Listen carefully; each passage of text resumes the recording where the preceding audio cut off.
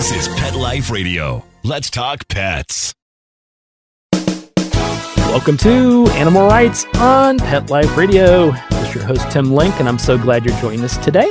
Got a super fun, interesting training dog bark show going on for you here. We got author Sylvie Savage coming on to talk about her latest book, Unleash, How to Evolve from Dog Training to Dog Parenting.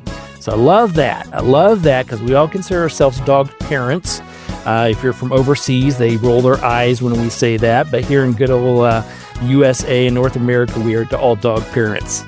So we're going to talk to Sylvie a little bit about the book, talk to her about what really makes a dog parent. So how do you go from training to actually parenting? And then, of course, we'll talk to her a little bit about her writing styles, how she goes about crafting her work. So it's going to be a super fun show. We're going to learn a lot. Everybody hang tight. You're listening to Animal Rights on Pet Life Radio. You know the expression, cats have 9 lives. Well, what if you can give them one more? The Give Them 10 movement is on a mission to help give cats an extra life. How? With spay and neuter. Spaying or neutering your cat helps them live a longer, healthier life. And it helps control free-roaming cat populations too. Learn more about the benefits of spay and neuter and meet Scooter, the neutered cat, at GiveThem10.org. That's GiveThem10.org. Let's talk pets on PetLifeRadio.com. Welcome back to Animal Rights on Pet Life Radio. Joining us now is author Sylvie Savage. Talk to her about her latest book, Unleash, How to Evolve from Dog Training to Dog Parenting. Sylvie, welcome to the show. Thanks, Tim. Thanks for having me. We're super excited to have you on board because I'm always interested about training techniques with our animals, how you communicate with them, how do you get them to do what you need them to do, but more importantly, how do we really form that deeper bond with them? How do we understand what their needs are, not just ours, and how do we form that great relationship? And your book, Unleash, definitely covers that. Yeah, I wrote the book because one of the issues that I was facing, or the challenges I was facing with families and people who love dogs, is that they were really struggling, one, to feel empowered, because the pet industry is quite complex. And if you don't do this, there's going to be a problem. Oh no, but if you don't do that, there's going to be a problem. And then we don't really identify with our values and how we want to parent our dogs. And so that's not even a question we ask ourselves. And we're bombarded with the societal expectation of dogs need to behave, and you should do this, and you should do that. But really, no one asks the question, what is behavior? And can you train it? And so this is where I thought, for me to uncover and define all my research and my experiences and my own personal experiences, especially that really drove this, I thought, why don't I write a book so that I can really solidify this concept of not training, but self, individuality, respect, and equality with a dog. How do you do that? Because the whole world is about training your dog to behave the way they're supposed to. So there were 2 issues I was having, is giving the pet parents a perspective of themselves and what it is they embody, but also helping them to identify the individuality and the soul of their dog. And that's how this book came to be. Nice. I like that, and you're absolutely correct. I've worked with a lot of trainers and have a lot of trainers as friends. And it oftentimes comes down to 2 areas. You're either a pack leader type of training, or you are the positive trainer. But rarely is it bridged together saying, okay, whether I believe one route or the other is the best, which positively is always better for me, but that's a side note. How do you then blend that into your own personality with your animal? How do you blend their personality with you? How do you get them to understand your household and your lifestyle and everything, and in return understand what their needs are? Because parenting, there's no whether we're talking about dogs or kids, there's no definitive answer. There's plenty of books, but there's no definitive answer on how to do that. And especially with dogs, there's very little out there that will guide us into saying, okay, here's some thoughts and ideas about it, but at the end of the day, it is, it's your parenting, so you have to do it. Yeah, exactly. And I did find that even if books give you direction about like the resources of why positive reinforcement is important, there was never really a book that I could find that really I worked on your own personal potential dysregulation or awareness of what it is you're doing and why you're doing it, and becoming 100% responsible for that relationship. Because we're so used to our dogs behaving the way we want them to. And I mean, we do this to kids too, right? We don't want them to misbehave. And so we discipline them in a way that forces them to behave the way we want them to. And we have the same kind of philosophy with dogs, more so. And if you don't know your dog and you don't know who they are and what their aspirations are and what they want for themselves, which is hard to do really, because this is a completely different species. Where does training fit in there? Like, why is training the number one thing to do if you don't quite register the fact that you don't really know who your dog is? First things first. Yeah, absolutely. You got to get to know your dog. It's always amazing to me. Even to this date, I've been working with animals for many, many moons. And oftentimes people will get a new dog, whether it's a puppy or a rescue dog or just a dog in the household, and they assume the dog knows what to do. And the dog will follow everything that they say. But when it comes down to it, it's really a matter of you understanding your dog and having them understand you, and then coming to some sort of a common way of having a great life together. Yeah, because dogs are really motivated to understand us. So that's never going to be an issue. But are we so motivated to understand them so that we can actually help them have a fantastic life? And, one of the things I've recognized, even with myself and my children and my upbringing, is that when an individual is actually heard and seen and understood, all this behavior that we're talking about, like bad behavior, it kind of like settles itself because that individual is able to be who they are and identify with what it is they love. And if you feel good, well, you're not acting out in some weird, bizarre way that isn't appropriate. Dogs are very appropriate. They're extremely kind and gentle. They take our guidance very easily. But when it's forced upon them without any regard for who they are, it becomes a hindrance on their person, but also, or their dog person, but also on your relationship. Yeah. So how do you parent a dog without training them? Yeah, absolutely. And then one of the things you talked about in your book is sort of the relationship, not only with your animal, but then what are societal expectations? Because, I could work with my animal and have a great relationship at home, and I may take them out and think what I've done will fit into whatever all the other neighbors are doing.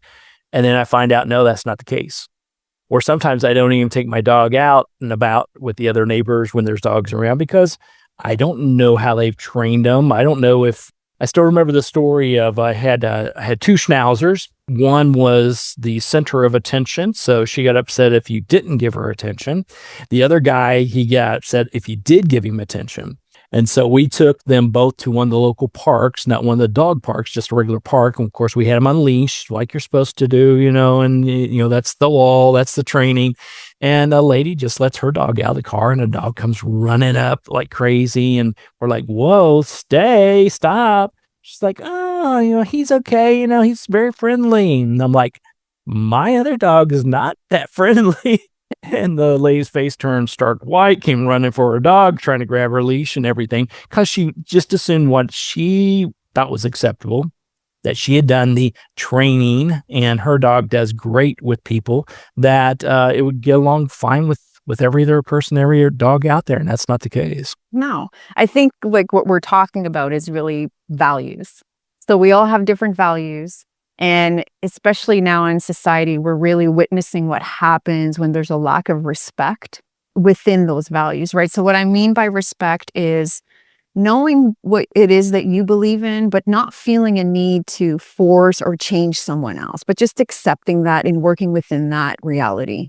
And when it comes to dogs, like not many of us really know how to do that because it's such like you said, this dog's running towards your dog, and like there's not like a control factor of like there's a fence or anything, which is why we all want to put leashes on our dogs. Not that I want to, but it's part of societal expectations. But also like understanding how to set boundaries with others is a very difficult thing in society right now too, because people get angry. So when you have a dog, you have to set boundaries for your dog, yourself, and others. And knowing how to do that is such a big part of parenting, especially with all the social pressure of you're doing it wrong or do it my way, or like the imposing that happens in society is remarkable. And, you know, identifying with your values and then knowing how to set those boundaries respectfully is a really important part of my work.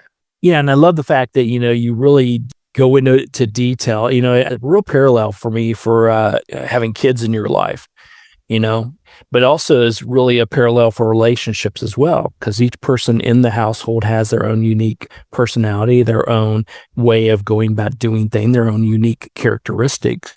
And if you're going to have whether it's a dog or any other animal in the household, you all have to understand that. And if you're not expecting your animals to understand that, or you to understand what your animal's needs are, you can't have that nice flow within the household. No, and this is where sometimes people look to training to create that reality without actually identifying what you've just mentioned, individuality and different likes and dislikes and all those types of things. So yeah, I think it's important to consider child psychology, especially young child psychology, when we're looking at our dogs, because, you know, dogs have the emotional and intelligence of a toddler. And so when you start to think about a toddler who's reacting to you because they're unhappy or they're hungry or who knows, right? And you're then triggered, you just want them to stop acting that way. Well, you wouldn't impose that on them. You wouldn't be like, you know, get your act together and, like you're bothering me right now. You would, hopefully you would consider them before yourself. And when it comes to dogs, I think like there's these taboos like, oh, you're not a dog parent, or that's so silly, but it's not. These are sentient beings who rely on you 100%. They're never going to move out, you know, just like our children, they didn't choose us, right? And we're responsible for that. And you know, I really do feel like the world is changing when it comes to dogs. Like I'm not the only one seeing these things. Like I know you've had other authors on your show saying things like that. And it's such a wonderful experience to hear these things. Yeah, absolutely.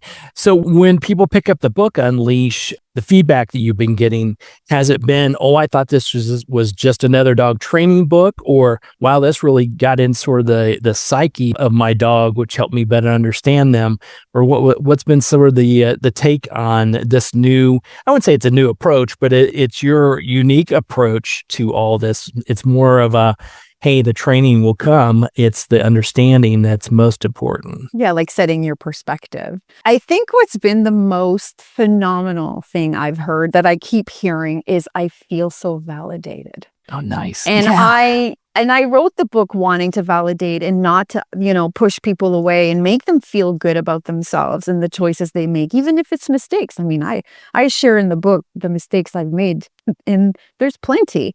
And I'm so grateful that people say, I feel so validated, even though I'm saying hard things in the book. And that's been one of the most rewarding because I know if they feel validated, they feel happy, and they're going to return the favor to their dogs because they understand what empowerment is. That's nice. That's nice. And perhaps our dogs feel the same way if they feel validated, right? Of course. All right. Well, we're going to take a quick commercial break. We'll come back and continue our conversation with Sylvie Savage about her book, Unleash. And I want to pick her brain about her writing craft, how she goes about doing all that.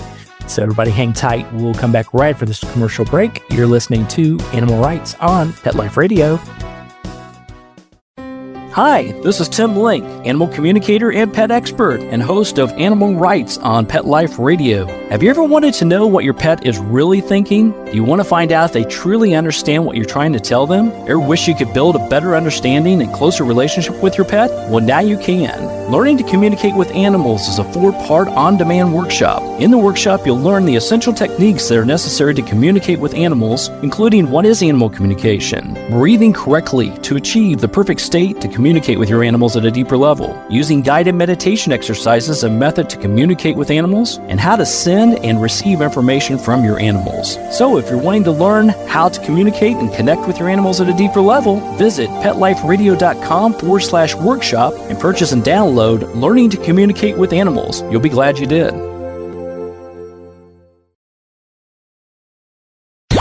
Let's talk pets Let's talk pets on Pet Life Radio. Pet Life Radio. PetLifeRadio.com. Welcome back to Animal Rights on Pet Life Radio. Continue our conversation with author, human-canine relationship specialist, love that, and entrepreneur Sylvie Savage. Sylvie, the book, Unleash, when people pick up a copy of the book and they read through it, was there a message you were hoping to relay when you first wrote it? And then has that shifted or changed since the book's been out? Oh, geez. I think that it's been fairly accurate. The responses based on what I wrote. I mean, I took 3 years to write it. And I also, spent a decade researching and thinking about different ways of being with our dogs. So I think ideally, I just wanted people to feel a certain sense of self and identify that reality with their dogs, and then just find new ways of dealing with their dogs that isn't just direct to training. And I think most people feel really empowered and good about the book after they've read it, and I'm happy about that. Yay. That's it. Well, I love that. And I always ask that question because, I want to know from the author what the message is. What makes you feel good is like, I got it. Thumbs up, paws up. I'm in good shape here. And then sometimes it does shift. Your message gets out there, but then people say stuff that, give you feedback that's like, I had no idea that would have that kind of impact on them. I'm grateful for any feedback, quite frankly, because when you're writing a book, you're writing it with the reader's perspective in mind. And sometimes it's hard to do that because you have your own ideas and, you're thinking about this 24/7. And yeah, for me, it was really a nice process to do so that I can really clarify in my fundamentals of what I believe in. But I didn't want to make it so that other people, if they believed in something different, they would be offended or hurt or anything like that. I was super careful and very sensitive to that reality, just because, as I mentioned, the industry is so opposing already. And I didn't want anyone picking up the book and being like, well, what is this crap or whatever, right? I just wanted people to feel good no matter where they were at. Yeah. Well, and you did a great job with the book. I mean, the thing I love about so much of the book is the fact that the perspective, it's a lot of, and what I believe in as well. I think each animal's unique and has their own personality, and it's up to us as their human companions to best understand what their wants and needs are. And then we can worry about getting them to understand what we need in order to have a perfect household or as close as possible to being as perfect as a household. And I think he did a great job in the book of that. And it gives you one more tool that's not just specifically training. It's how do you build that relationship? And your book Unleashed does a great job with that. Oh, thank you so much. Yeah. One of the things that really helped me write the book is that I've had to have my own life sort of pulled together. I had some mental health challenges. I had physical health issues as well. And, you go along in the world and you try to do well and you live up to societal expectations so that you're successful and people think you're successful. And, as you start to get older, you start to realize, well, I don't know if I'm doing that well. And I had to learn a lot about communication and emotions and feelings. And because I didn't actually realize, I didn't know what emotions were till I was 50, I had to really learn about them in my own body. And so somatic therapy was a big part of my healing. And when you don't know what emotions feel like or what they are, like I literally had no sensation below my neck about emotions. I was like, who needs that? Too many problems comes with emotions and feelings. And so because of that, I was really able to define a new perspective with dogs and how they feel. And so in the middle of the book, in the second part of the book, I spend quite a bit of time explaining what emotions are and what feelings are and how they actually feel in your body because of that, because I actually had to learn that. And if I had to learn it, so many other people probably need to learn it, or maybe even just have an idea of like, what do you mean it's in the body? Like I had no idea. And then like understanding what feelings are and what is stress and like, what does emotion mean and what does it look like? And so those parts of the book were a really important part of my healing as well. As I was writing it, I was doing even more research and, I was going through therapy through part of the writing of my book. And I was, learning a lot about myself, but it really all applies to my work, all of it. And so I'm happy that you said that because it's important to me. Oh, you did great there. Well, you're doing fantastic. And yes, our animals have the same emotions and everything that we do and the challenges. We just have to help them better understand it and help realize that and have a great life with them. So I think it's a perfect thing. So let's talk about the writing itself. We're talking about this book or just writing. Obviously, it has an ability to help you get your words on paper. It helps you release and learn all these things. But how did you go about crafting this? Because you said it took you 3 years. Obviously, we got to put together the book. We got to do some research. We got to do some sketches. We got to do some design work. But more importantly, how does that process work for you? Are you one of those that get up at 5 o'clock every morning and need to write for an hour? Or are you hopefully not like me, wait till the last minute and then get it out the door? What I found the pattern is that I would spend time in the morning just doing nothing, just thinking about my purpose and my passion and just, spending some time with myself and what is it I'm doing and just refocusing on what is my purpose in life at this time. And with that, it would automatically get to a place where I wanted to write. I'd been thinking about it and, sometimes it would take 10 minutes, sometimes 2 hours. And I have the luxury of doing that most of the time. So I was very lucky that I could get up, have coffee, and just ponder. And once I would get to that place where I have to work now. I don't want to sit here anymore. I'm done with this. That's when I would start working. And it was usually 3-4 days a week. And I would just write and write and write. And I did structure it originally. Like I basically wrote everything down I know, like everything I know about dogs and relationships and everything. And then I grouped them all. And then I started picking chapters, like what chapters is going to go into.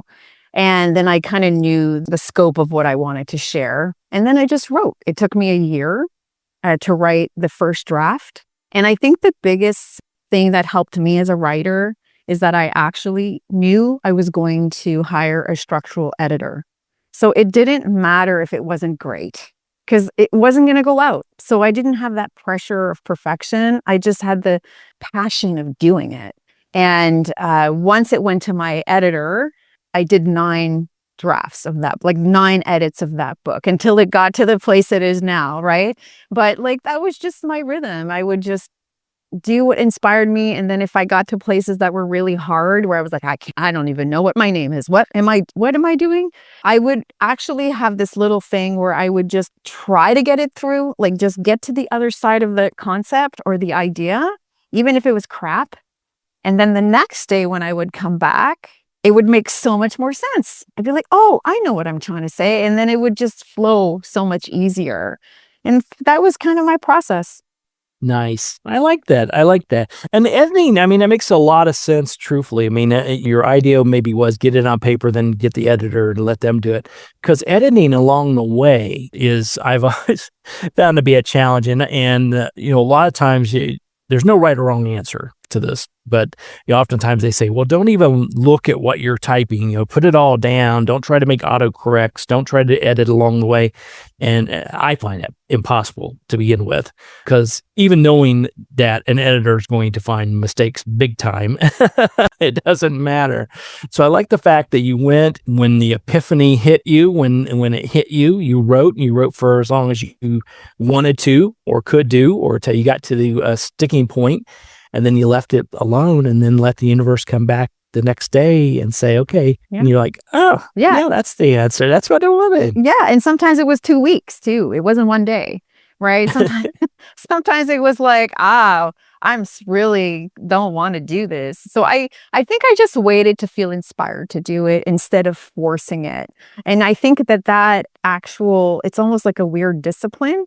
It's like you're training yourself to enjoy something that, is difficult. So it was like a mind game in a way, and it worked for me. And I love writing. This is my first book and I love it. Like I write all the time now. Like I'm launching a new book. Like I love it so much. Nice. And it is a great outlet, and I love the fact, I always say with writing, it doesn't really matter what you're writing as long as you're writing, you're putting your ideas, thoughts. I'm a big storyteller, so, I'm always putting stories out there, whether you like to hear them or not. And, which reminds me, I apologize to the last house guest we had for dinner, because I realized I dominated the whole conversation telling stories about my past. Oh my God, it happens as you get older. That's never happened to me, Tim. I don't know what you're talking about. Yeah. Oh, yes. Goodness. Well, Sylvie, tell us a little bit about how people can find out more about the book Unleash and what you've got going on. Keep track of your writing, and looking forward to the next book. You can find everything on sylviesavage.com. My book is on Amazon and everywhere. Like everywhere Amazon ships, it's there. And I'm actually building an empowerment academy, empowerment with the PAW. Nice. Empowerment Academy. Empowerment. Nice. And the whole academy is just going to be based on concepts from Unleash, but also there's just going to be a tremendous amount of workbooks and free PDFs and videos and things like that, so that people can take little bite-sized chunks of these concepts in ways in which we can get to know ourselves and our dogs better. So instead of make it one big lump sum, I'm going to be creating a whole bunch of little books that people can really just focus on one thing. So that's happening now. So that should be launching in the next month or so. But that's everything that you want to know would be on my website, sylviesavage.com. Absolutely. Well, everybody definitely visit the website. Keep track of that. That's going to be a lot of fun for sure. And definitely pick up a copy of the book. It's Unleash: How to Evolve from Dog Training to Dog Parenting, from Sylvie Savage. Sylvie, thanks so much for coming on the show. We really appreciate it. I love the book, love what you've done with it, and I look forward to keeping track of all the other wonderful stuff you got going on. Amazing. Thanks so much, Tim. I really enjoyed our time together. Absolutely. Well, we're coming to the end of the show today. I want to thank everyone for listening to Animal Rights on Pet Life Radio. I want to thank the producers and sponsors for making this show possible. If you have any questions, comments, ideas for the show or any of the other shows, you can go to PetLifeRadio.com, and we'll definitely answer your questions, entertain your comments, and bring on the people you want to hear from most. And while you're there, check out all the other wonderful shows and hosts. It's a cornucopia of barking, purring, meowing. I don't know what other sounds there are. It's a great place. Go to PetLifeRadio.com. So until next time, write a great story about the animals in your life, and who knows, you may be the next guest on Animal Rights on Pet Life Radio. Have a great day. Let's Talk Pets, every week on demand, only on PetLifeRadio.com.